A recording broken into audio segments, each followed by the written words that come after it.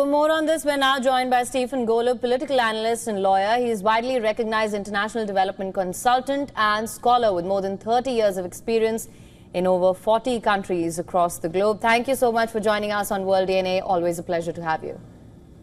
Good to be here.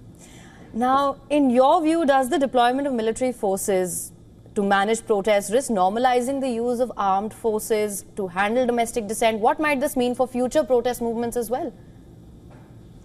Great question. And yes, this is very dangerous. It's unprecedented for a president to call in the National Guard and especially the Marines, the U.S. Armed Forces, in this manner under these kinds of circumstances. And really bear in mind the big picture here is that this is not wholly or even mainly about immigration. That is what President Trump is doing. It's not mainly about immigration. It's about opening up the doors to suppress dissent, to suppress protests, to suppress opposition in all sorts of ways down the line. In your excellent introduction, you really do give a taste of that. He's talking about calling opponents insurrectionists, in effect calling them traitors.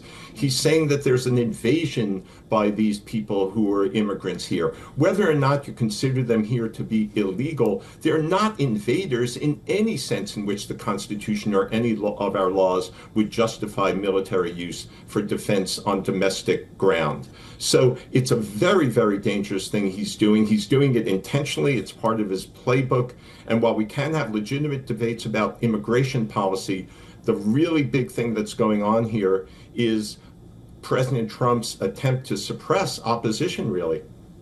Mr. Golub, the terms that he's used, foreign enemy, agitators, insurrectionists, it's almost seeming, at least it gives the sense that it justifies the calling of the National Guard and elite forces.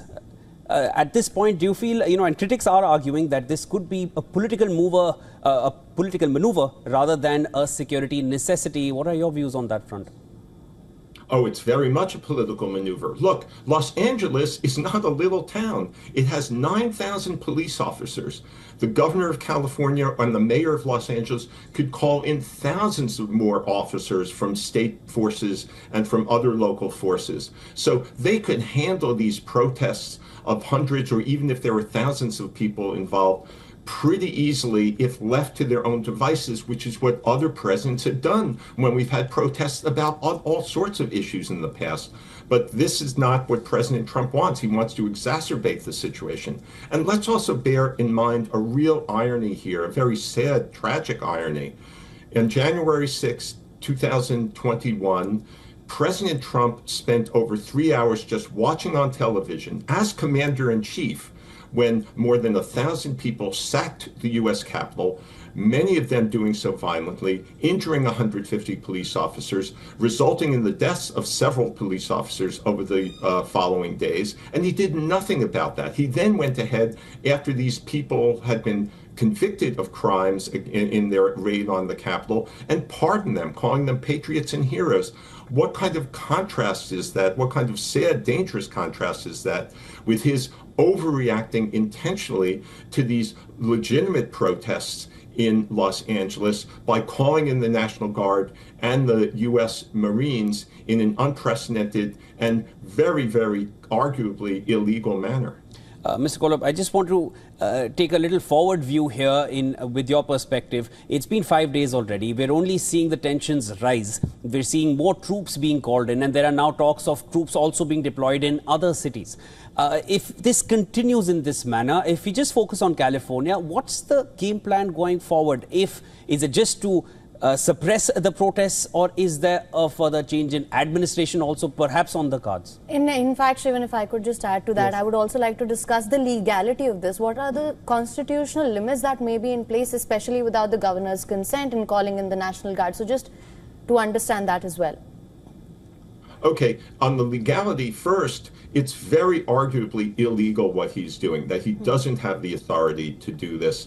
You really have to have extraordinary circumstances, such as an invasion, and this is not an invasion in any common sense use of the term. The fact that you have people who are in the country illegally almost all of them working peacefully, contributing to the economy. We could have a debate about whether they should be deported or not, but they're not invading the country. Another case would be if they're endangering national security or if they're insurrectionists. That's the language that he's using. But they're not endangering national security. They're not insurrectionists. The protesters are not insurrectionists. So really, it's a very thin or non-existent ground that he's basing all these actions on, especially calling in the U.S. Marines. The National Guard is bad enough, but almost always the National Guard is simply called in by the governor of a given state. For your information, they're usually part-time soldiers who just train on weekends and are deployed in crises or if there's a natural disaster.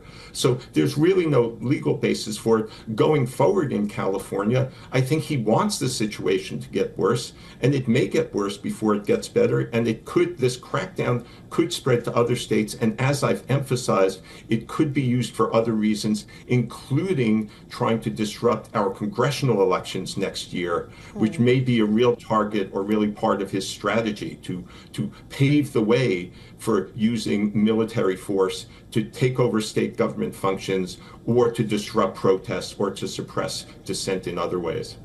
The voices of critics have definitely become louder as the days progress, and we see more and more protesters coming to the streets and more forces coming in from both sides. Tensions only seem to be rising in Los Angeles along with other cities. Thank you so much for joining us. That was Stephen Golub.